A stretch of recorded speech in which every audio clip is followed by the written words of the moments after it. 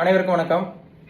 நம்ம தாவேக்கா அரசு அமைஞ்சதிலிருந்து அவர்கள் ஆதரவாளர்களாக இருக்கிற விஜய் ஆதரவாளர்களாக இருக்கிற விஜய் மேலே அன்பும் பாசம் வச்சுருக்கிற அவர்களுடைய நண்பா நண்பீஸ்க்கும் தோழா தோழிக்கும் என்ன செய்கிறதுனே புரியலை. நம்ம எந்த குறைகளை, அதாவது குறையை இருக்கிறத சுட்டி காமிச்சோம்னா அதை நம்ம புலம்புறோம் கதறோன்னு சொல்லி அவங்க சாட்டிஸ்ஃபை ஆகிக்கிறாங்க. ஸோ அதை பற்றி நமக்கு பிரச்சனை இல்லை. நம்ம மக்கள் என்ன வழி அனுபவிக்கிறோங்கிறத வெளிப்படுத்துறது நம்மளுடைய கடமை அப்படின்னு நம்ம நினைக்கிறோம். அதாவது இந்த மின்சார பிரச்சனையை பொறுத்த வரைக்கும் நம்ம விஜயோடைய நண்பா நண்பீஸ்கிட்ட கேட்குறது ஒன்றே ஒன்று தான். நீங்கள் ஒரு இளைஞர்கள் மனசாட்சிப்படி நீங்கள் பதில் பேசுவீங்க சொல்லுவீங்கன்ற ஒரு நம்பிக்கையில் தான் உங்ககிட்ட நம்ம இந்த கோரிக்கை வைக்கிறோம். இல்லை தப்பு இருந்தால் தப்புன்னு சொல்லுங்கள். அதாவது இப்போ தாவேக்கா அரசில் இருக்கிற அமைச்சர் இந்த மின்சார பிரச்சனையை பொறுத்தது வரைக்கும் ஒவ்வொரு வாரமும் ஒவ்வொரு ஸ்டேட்மெண்ட் கொடுக்குறாங்க. அதை இல்லைன்னு நீங்கள் மறுக்க முடியுமா? அந்த கேள்விக்கு மட்டும் பதில் சொல்லுங்கள். நாங்கள் புலம்புறோம் கதறோம், இந்த டாப்பிக்லேருந்து டீவியேஷன் பண்ணாதீங்க, டைவெர்ட் பண்ணாதீங்க, புரியுதா? மாற்றி பேசாதீங்க. கேட்ட கேள்விக்கு மட்டும் பதில் சொல்லுங்கள். ஆமாம் இல்லை பொய் சொல்கிறோம், இல்லை நீங்கள் பொய் சொல்கிறீங்க, எதனா ஒன்று சொல்லுங்கள்.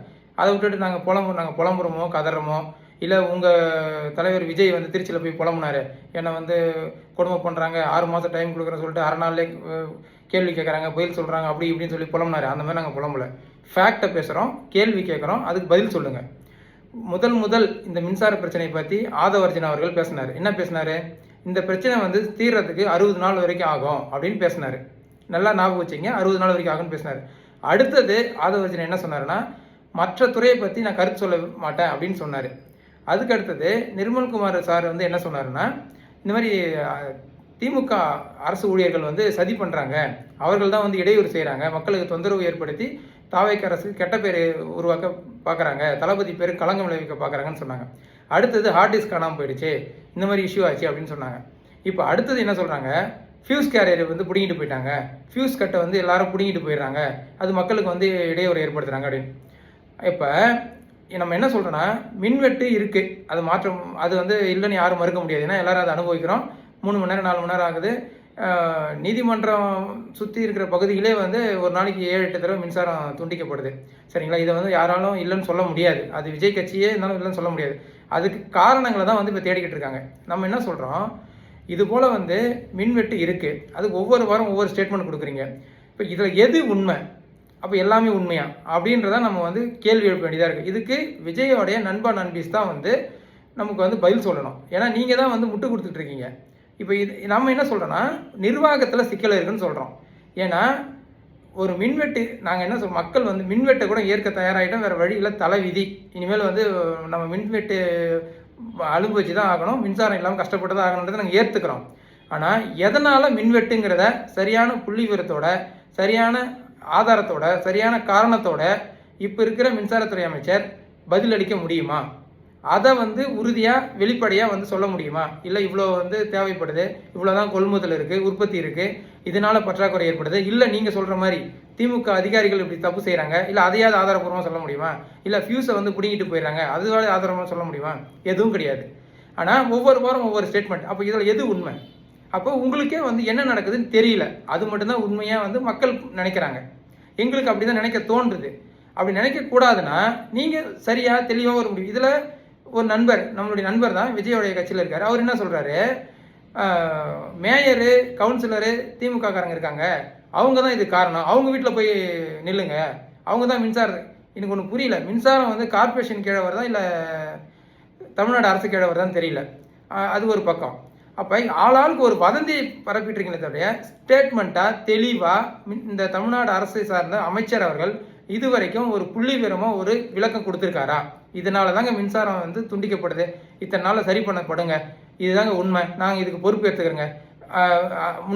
முன்னாடி அமைச்சர் ஆதவர்ஜனா சொன்னார்ல 60 நாள் ஆகும்னு சொல்லிட்டு, அந்த மாதிரி 60 நாள் ஆகும், இல்லை 7 மாதம் ஆகும், இல்லை இதுக்கு முன்னாடி இந்த அரசு இந்த மாதிரி எல்லாம் பிரச்சனை பண்ணிட்டாங்க, அதை வேற சொன்னார். அந்த டிரான்ஸ்ஃபார்மர் வாங்குறதுல ஊழல் நடந்தது, அது ஒரு காரணம், இது ஒரு காரணம் அப்படின்லாம் சொன்னாங்க. ஆள் பற்றாக்குறை ஒரு காரணம்.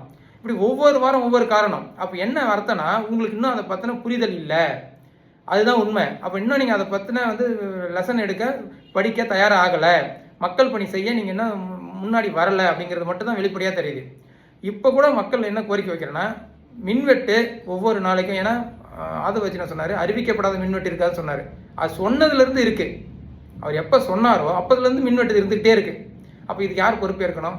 அப்போ முதலமைச்சராக இருக்கிற விஜயும் அதில் இருக்கிற அமைச்சர் தானே பொறுப்பேற்கணும்.